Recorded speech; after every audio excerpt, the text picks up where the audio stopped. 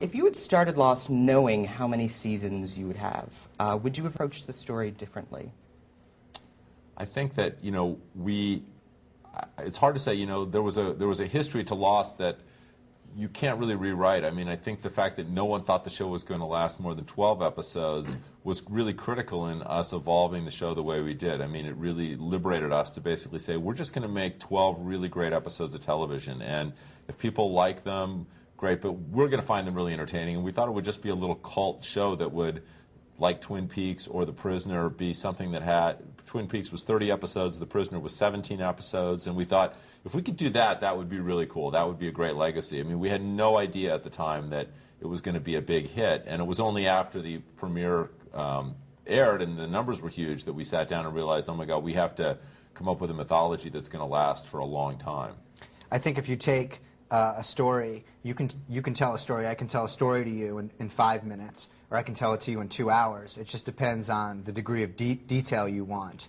And pursuant to that, that's how many seasons you have to tell the story. When we first produced the pilot, ABC was talking about, maybe we'll just do this as a mini-series, and it'll just be 8 episodes. If they had come back to us and said, you have to do the entire story of Lost in 8 episodes, it would have been much, much different than it is today. Who knows if they ever would have even found the hatch in that period of time. We would have had to ask ourselves, how relevant is the story of the Dharma Initiative to the story that we're telling? So, obviously the first 3 seasons of the show, we had to continue telling the story as if there was never going to be an ending. That ultimately did not work, forcing us to sort of lobby for a definitive endpoint. And then once we arrived there, it really became more about episodes than it did about seasons for us.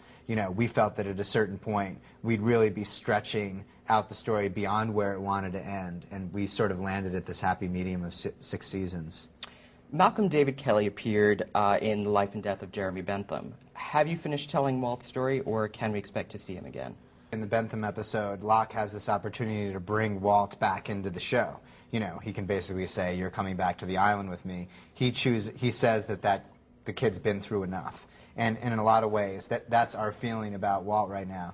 Whether or not he will appear again on the show is something that we'd like to keep secret. But as far as him returning as a regular or going back to the island and being, back on the show in the same capacity that he was before, we feel that Locke has sort of spoken for us. Libby is also one of those things where we feel like that story's told. It's done. We've told as much about Libby as we want to tell. I mean, she's just very tangential to the narrative right now. We have all these other characters that are sort of rushing headlong towards the end of the series, and there's a lot of things to be told about them. There's a lot of threads that we feel are much more compelling. So for us, Libby's story is done.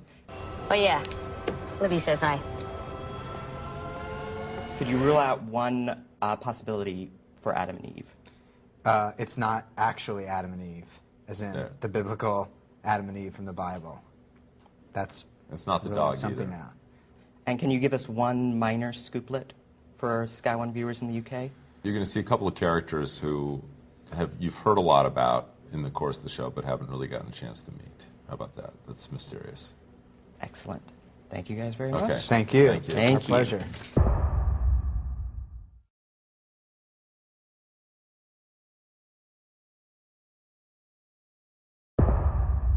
For years, Jack has been set up as a man of science against Locke's man of faith. But lately we've been seeing Jack take some rather unusual leaps of faith of his own. And I'm wondering, how has his character changed, and where do you think he's going to end up?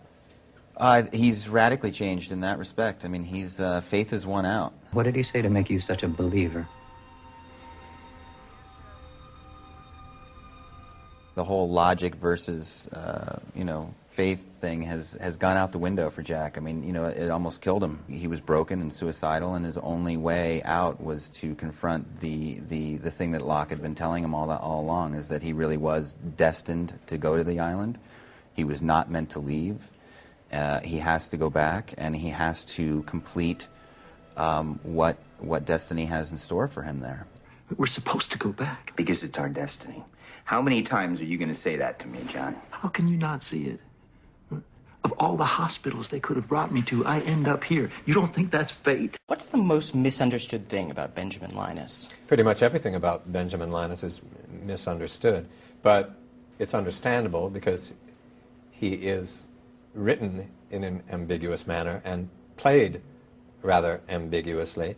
I think the mystery of his character and his mission is part of that larger mystery that is the landscape of the show.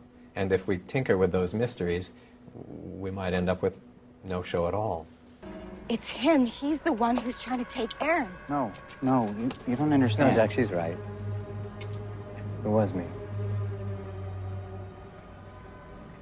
Sorry. Now that Aaron's out of the picture somewhat mysteriously, I'm wondering, what was Kate's impetus for going back to the island? All I have to say about it is that it's probably the most significant thing that'll ever happen to her. If you want me to go with you, you'll never ask me that question again. You will never ask me about Aaron. Do you understand, Jack?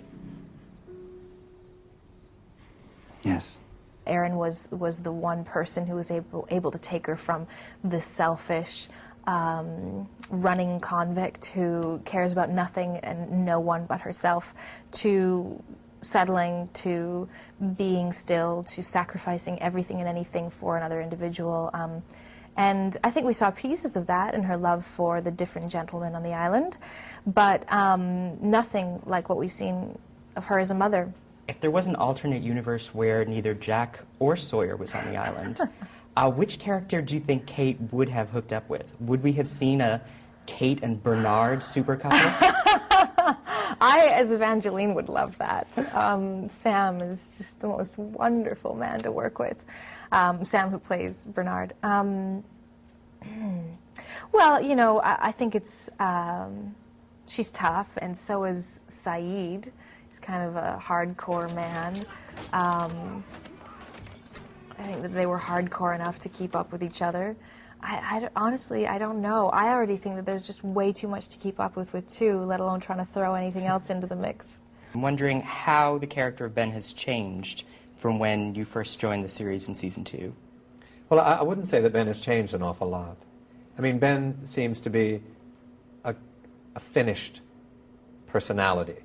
She's changed drastically. I mean, I think there's almost no ways that she hasn't changed. She, just through being a mother, has become vulnerable and has become open and has become very still in a beautiful way, in a contented way. And I think seeing her back on the island should be interesting because she's going to be thrown back into an environment where she needs to be guarded and strong and jaded and a tomboy to survive. Mm-hmm. But she's become this soft, feminine, docile, lovely lady. So I think it'll be fun to see and to play those two facets of her and, you know, sort of bring them together. I'm wondering how the character of Jack has changed from when you joined this series in the first place. In the plane crash, I think, you know, a lot of the people that were in it looked up and they saw a guy who was activated. He's a doctor, a surgeon, he's running around, he's helping people, and so I think that, you know, they kind of elected in their minds in that moment that Jack was the guy that was going to lead them off this island. And but, you know, Damon and I, we always talked about how we didn't really want to play the guy as the knight in shining armor. We really didn't want to play sort of a classic sense of the hero. So that's where he started. He's ended up very far away from that. It's pretty crazy, huh? Which part? Hurley, Saeed being on the same plane. How did they end up here? They bought a ticket. What's one scoop that you can share with Sky One viewers about where Jack is going the rest of the season, no matter how small?